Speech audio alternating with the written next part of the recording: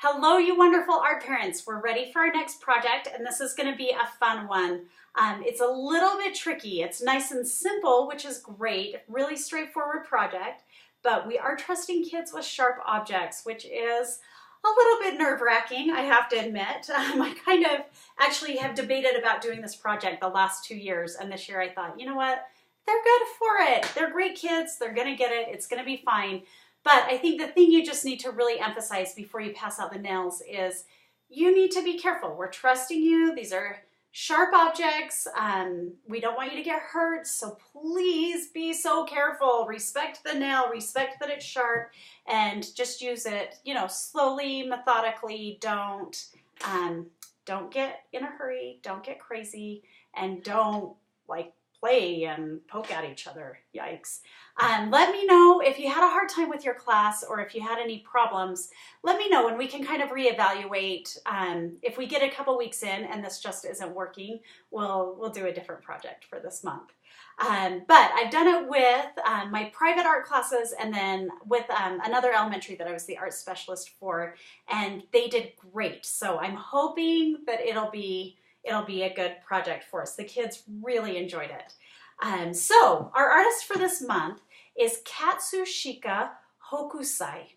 And Hokusai is the most common name that this artist used, but he changed his name over 30 times over his career.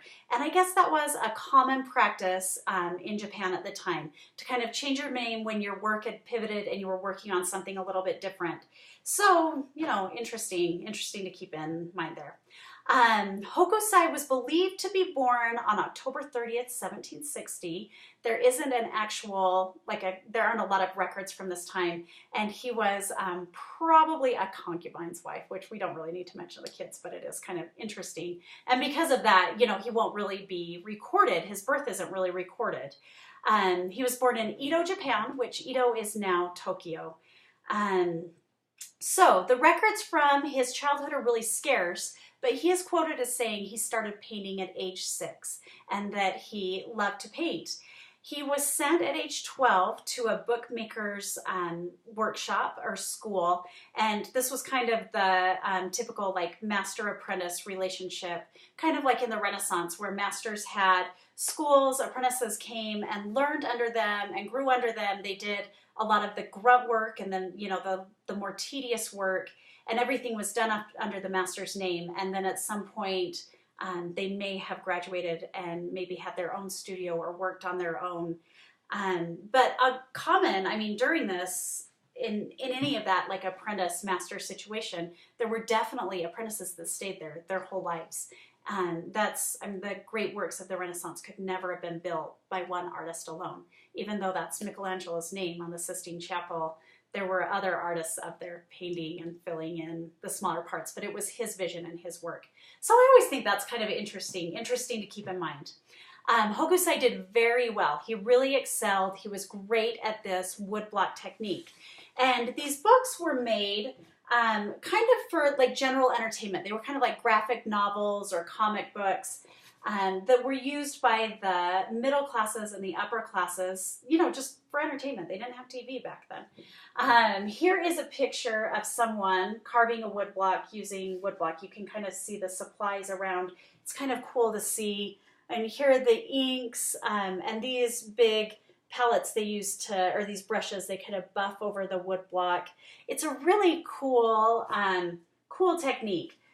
Very, very labor intensive. Just painstaking, hours to carefully carve out all those little lines. And then they use water-based inks. So they buff the ink onto the woodblock, lay the paper out, press it out, and then they pull that up and add more, they call it tipping, more watercolor, just for more colors and interest. So they create these beautiful, detailed works. And then it was kind of a range of how many prints were created off of that. The earlier stuff, the stuff that's produced in the workshop, Shunshu, in Shunshu's workshop, he was the master. Obviously, there are going to be more things created, whereas later, as Hokusai became known as an artist, his work, he did limited prints because that makes it more special, right? So here is a print from his earlier work. And you can see this is the very typical subject matter here. This is a courtesan. It's called Courtesan Asleep. And the vast majority of these illustrations were courtesans or kabuki actors. So, I mean, just think of it as kind of like, it's an entertainment kind of thing. I mean, kind of like people now, I guess now we, you know, you watch your YouTubers or whatever, but people are interested in like celebrities' lives. It's kind of similar. So anyway, Hokusai does really well, but after Shunsho dies, the studio is taken over by Shunko, another advanced student. And Shunko did not like Hokusai. And he especially didn't like that Hokusai was really an avid learner. He went to other schools, he picked up other techniques. There were several different techniques of making these wood blocks. And he learned other techniques and kind of incorporated and made his own styles. He even was able to get a hold of some copper plates and some illustrations from Denmark and France. And he incorporated Western style, which was completely, you know, and that's very uncommon in Japan at this time. Japan was very isolated at this time. So Shunsho expelled, oh wait, no, sorry. That's why I keep looking. Shunko. Shunko is the student that takes over. He expels Hokusai, and it was kind of a disgrace. And instead of taking that experience and letting it sour him on art or turn him to something else or be bitter about it for the rest of his life, Hokusai says, and he actually has a quote on this from his writings.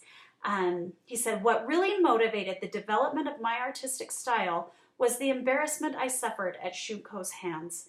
So he took that style, went off on his own, and really developed into this amazing master artist instead of just being an artisan.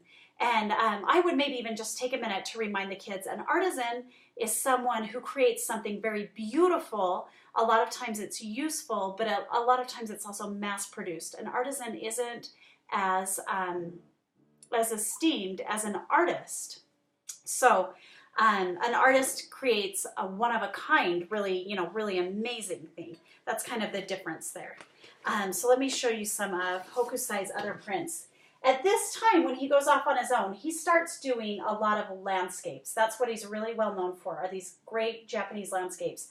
A lot of them featuring Mount Fuji. Actually, he has series, like 31 images of Mount Fuji, 100 images of Mount Fuji. And then also doing daily, like pictures of daily life by, or people doing their daily life things that aren't necessarily upper class people. So you've got, you know, pictures of people working in the field, which really didn't happen before now. Here's another one. Again, Mount Fuji. My husband always teases me. I'm from Oregon. We really love our mountains. We love Mount Hood because it's just like one mountain. Here in Salt Lake, we're so surrounded with mountains, we don't really celebrate one mountain particularly. But in Japan, Mount Fuji is very revered and celebrated. Okay, so by the time Hokusai becomes, by the time he's in his early 50s, he is really enjoying fame and success. And he took this time to create a series of art instruction books for other artists, as well as he's keeping, you know, he's still doing, still doing his paintings and his prints. And then he also really focused in on cartoon books. So like cartoon characters, and they're funny books, funny, enjoyable books, and he called them manga. And some of you may know, manga today is still the term that's used for anime. It's the style, the most common style of anime. So like Pokemon is manga. So that's kind of fun for the kids to know. In his 50s, he changed his name to Gakoyo Rojin Manji, which means old man mad about art. And that's where he did a lot of these works that he's really famous for, like the Great Wave. I love that he was always learning, always incorporating new techniques. And even on his deathbed, he said, if only heaven will give me just another 10 years, just another 5 more years, then I could become a real painter. I mean, what a great attitude. He died at age 89 and he was producing paintings and prints clear up until that time. Okay, so today we're going to make our own, a smaller stamp, kind of in the style of Hokusai. And I would just emphasize to the kids, like, look at this. To carve wood takes a tremendous amount of skill and time learning and then time carving. It's very difficult. So we're going to try something a teeny bit easier, but it's still kind of tricky, so you've got to be careful. We're going to carve some corks. And you can make a stamp with like your first initial for your first name. I would definitely recommend that. Or a very simple design. And you're going to want to tell the kids curved lines are a lot harder than straight lines. And it's kind of tricky. And our nails so sharp. We've got to be so careful with these. So what I kind of recommend is first you want to just, very lightly put your... mark your design that you want to put in your stamp. And I'm going to make an M for Macmillan. And then the easiest way I've found to do this is to take your nail and just carefully poke in some deep dots. So you're just like making a dotted line across that pencil mark. And then from there, once you've got that dotted line down, you can start carving in between those lines and just carefully digging out and making that letter or that simple design. Now here's the thing I want you to be careful of. The nice thing about those dots is it gives you just a little part to dig out in between. One thing that I've noticed kids kind of tend to do is like they stick it in and then they just start pulling, and if you're going to do that, there's a good chance that you're going to pull and like scratch, like your nail's going to catch, and then you're going to scratch down your hand. And we don't want anybody going home with scratches. That's no fun. The other thing I want kids to kind of do is just tell them, just say, hey, if you keep your fingers down below the lip of your stamp, you're less likely to accidentally scratch your finger. So I've started to carve out the stamp. It'll take a little bit of time. And that's the project for today. That's what they're taking home. And then I've got some stamp pads on the cart and some fun, like kind of nicer parchment paper. But once you've got your stamp in, I'm hoping this one's still wet. Let me grab a different one. I'm gonna check these. We might even need a few more because this is kind of just what I have left over from my awesome stamping days in the 90s. Okay, so you're gonna get your stamp nice and inked up, and then you can stamp that on your paper. And even, so you can kind of show them, show them how it turns out, but you'll notice all of these are stamped with the artist's name at the time, or a little inscription. And so, they can draw their pictures and then stamp their little initial stamp at the bottom. I thought that would be kind of fun for them. So depending on how quickly they get done, you can say, oh, look, draw your painting. Why don't you draw a landscape like Hokusai? And then you can use your stamp at the bottom of that. So just keep in mind, be safe. We don't have a ton of corks, so really encourage kids. Just say we don't, there are 500 kids in the school. This is kind of a big, it's a little bit of a budget eater for this year.